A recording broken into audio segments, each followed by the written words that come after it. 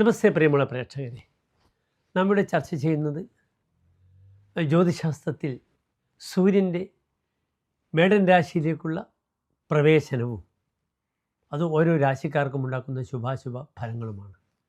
സൂര്യൻ മേടൻ രാശിയിൽ പ്രവേശിക്കുമ്പോൾ നാം മനസ്സിലാക്കേണ്ടത് എന്താണ്? ആ പ്രവേശിക്കുന്ന ദിവസമാണ് വിഷു സമാഗതമാകുന്നത്. ഈ വർഷം സൂര്യൻ മേടം മാസത്തിൽ പ്രവേശിക്കുന്നത് 1200 മേടമാസം 1-ാം തീയതി പുലർച്ചെ 3:15 അതായത് 2025 ഏപ്രിൽ മാസം 14-ാം തീയതി കാലത്ത് 3:15 സമയത്താണ് സൂര്യൻ്റെ മേടൻ രാശിയിലേക്കുള്ള സംക്രമണം എന്നൊക്കെ നാം പറയും. ഇതിനെയാണ് ലോക മലയാളികളെല്ലാം തന്നെ നമ്മുടെ ഭാരതീയ കലണ്ടർ പ്രകാരം വിഷുവായി ആഘോഷിക്കുന്നത്.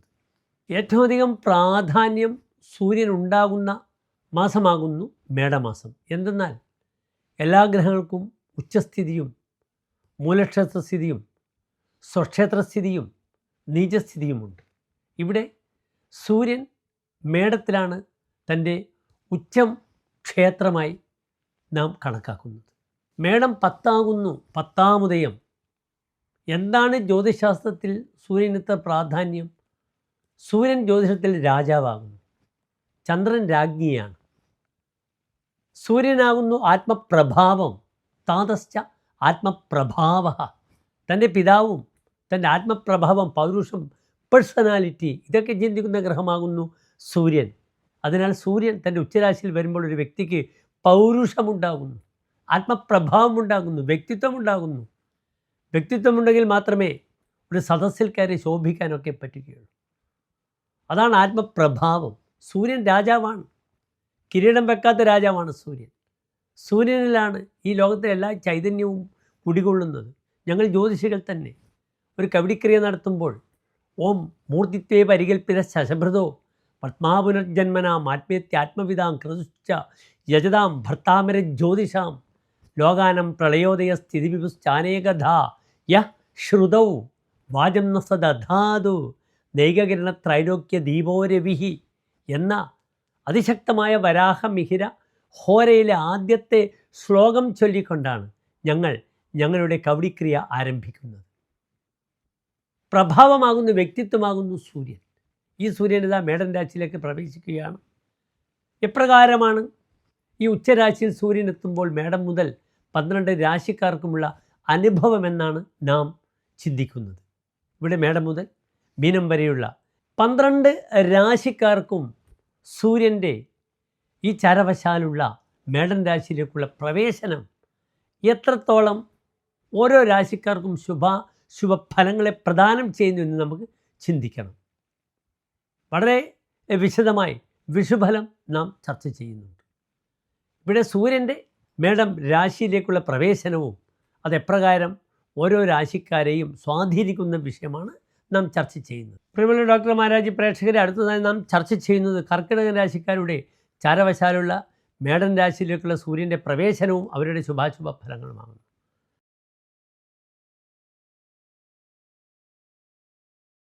കർക്കിടക രാശിക്കാർക്ക് വളരെ അനുകൂലമായ സമയമാകുന്നു സൂര്യൻ്റെ ഈ മേടൻ രാശിയിലേക്കുള്ള പ്രവേശനം. കർക്കിടക രാശിക്കാർക്ക് അവരുടെ 2-ാം ഭാവാധിപനാകുന്നു സൂര്യൻ. 2-ാം ഭാവം എന്നാൽ എന്താണ്? ഭർത്തവ്യം അഖിലം വിത്തം വാണി ചക്ഷുസ്യ ദക്ഷിണം വിദ്യാജ വിവിധാപ്യത സർവം ചിന്യം ദ്വിതീയത. 2-ാം ഭാവം കൊണ്ട് ഭർത്തവ്യം എന്നാൽ പോഷ്യജനഃ, താം സംരക്ഷിക്കപ്പെടേണ്ട ആളുകളാണ്.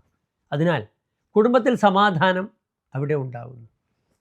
തനിക്കൊരു പ്രാധാന്യമെടുത്ത് തൻ്റെ പ്രഭാവം തൻ്റെ ഫാമിലിയിൽ തനിക്ക് എന്ത് ചെയ്യാൻ പറ്റും? അത് ഇംപ്ലിമെൻ്റ് ചെയ്യേണ്ട ഒരു അസുലഭമായ കഴിവുണ്ടാകും. തൻ്റെ ധനപരമായ വിഷയം തനിക്ക് ധാരാളം ധനം സമ്പാദിക്കുവാൻ കഴിയും. അതിനാൽ ഊഹക്കച്ചവടം, ഗാംബ്ലിങ്ങുമായിട്ട് ബന്ധപ്പെടുന്ന വ്യക്തികൾക്കൊക്കെ തന്നെ അസുലഭമായ ചില അവസരങ്ങൾ വരും.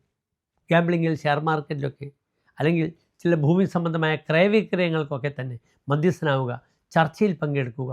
അങ്ങനെ തനിക്ക് ധനപരമായ ഒരു ഔന്നത്യം ഉണ്ടാക്കപ്പെടും. ഈ സൂര്യനാൽ ധനാധിപനാണ്. നല്ല പ്രബലമായ കർമ്മങ്ങൾ ചെയ്യുക, അതിലൂടെ വളരെ ഗുണം അനുഭവിക്കേണ്ട യോഗം കാണുന്നു. തന്നെ വാക്കിന് എല്ലാ സ്ഥലത്തും വിലയുണ്ടാകുന്നു. വാക്പത്യാഗ്രഹമാണ് ഉച്ചസ്ഥനായി നിൽക്കുന്നത്. വലത്തെ കണ്ണിനെ ശ്രദ്ധിക്കണമെന്ന് പറയും. വിവിധ രീതിയിലുള്ള വിദ്യ, അതിനാൽ തന്നെ പഠന വിഷയം അല്ലെങ്കിൽ മറ്റ് പ്രധാനപ്പെട്ട വിഷയങ്ങൾ, ഇതിലൊക്കെ തന്നെ തനിക്ക് മുന്നോട്ട് നീങ്ങി വിജയിക്കുവാനുള്ള ഏറ്റവും നല്ല അവസരമാകുന്നു കർക്കിടക രാശിക്കാർക്ക് ആര് തരുന്നത്? ഈ രണ്ടാം ഭാവാധിപത്യം വഹിച്ച് ഉച്ചസ്ഥനായി 10ാം ഭാവത്തിൽ നിൽക്കുന്ന സൂര്യൻ തരുന്നത്. കർക്കിടക രാശി എന്നാൽ നിങ്ങൾക്കറിയാം, പുണർന്ന നക്ഷത്രത്തിൻ്റെ അവസാനത്തെ 15 നാഴിക, പൂയം, ആയില്യം നക്ഷത്രങ്ങൾ വരുന്ന 2 നക്ഷത്ര സമൂഹം.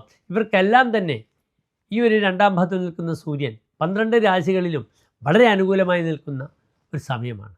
കർക്കിടകം രാശിക്കാർക്ക് മാത്രം അത്ര ശക്തമാണ്.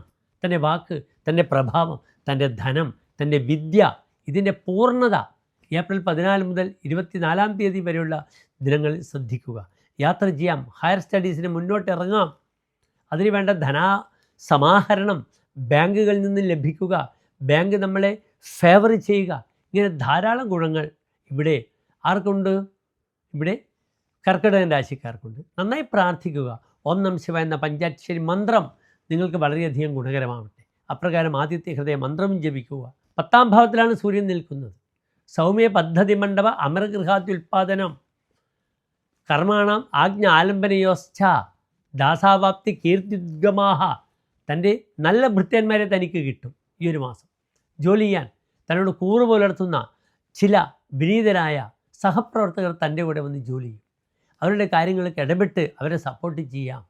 രാഷ്ട്രീയം, പൊളിറ്റിക്കൽ, ജോലി സംബന്ധിച്ച വിഷയങ്ങളിലൊക്കെ തന്നെ തൻ്റെ പ്രഭാവം കാത്തു സൂക്ഷിച്ച് തനിക്ക് അതിശക്തമായ ഒരു പേരും പ്രശസ്തിയും സത്കീർത്തിയും ലഭിക്കുന്ന മാസമാകുന്നു കർക്കിടകം രാശിക്കാർക്ക്. അതിനായി എന്ത് ചെയ്യണം? പ്രാർത്ഥനകൾ ഞാൻ സൂചിപ്പിച്ചു. ശിവക്ഷേത്രത്തിൽ എന്തൊക്കെ വഴിപാടുകൾ ചെയ്യണമെന്ന് ഓരോ വീഡിയോയിലും നമ്മൾ പറയുന്നുണ്ട്. ഇതൊക്കെ ഭംഗിയായി ചെയ്യുക. തനിക്ക് നല്ല ഭൃത്യന്മാരെ കിട്ടും. പക്ഷേ സൂര്യൻ പാപഗ്രഹമാണ്. 10ാം ഭാവത്തിൽ നിൽക്കുമ്പോൾ കർമ്മ തടസ്സങ്ങളോ അതിൽ പേരുദോഷങ്ങളോ ഉണ്ടാക്കാൻ ആരെങ്കിലും ശ്രമിക്കും. അതിനൊന്നും നിങ്ങൾ ശ്രദ്ധിക്കേണ്ട. കർക്കിടകം രാശിക്കാർ അങ്ങേയറ്റം ശക്തനായി മുന്നോട്ട് നീങ്ങുക. തൻ്റെ കരുത്ത് ഇംപ്ലിമെൻറ്റ് ചെയ്യുക എന്ന വിനീതമായ ഒരു സജഷൻ മാത്രം. എല്ലാ പ്രിയപ്പെട്ട കർക്കിടക രാശിക്കാർ അതിശോഭനമായ നല്ലൊരു മാസത്തെ ആശംസിക്കുന്നു. നന്ദി, നമസ്കാരം.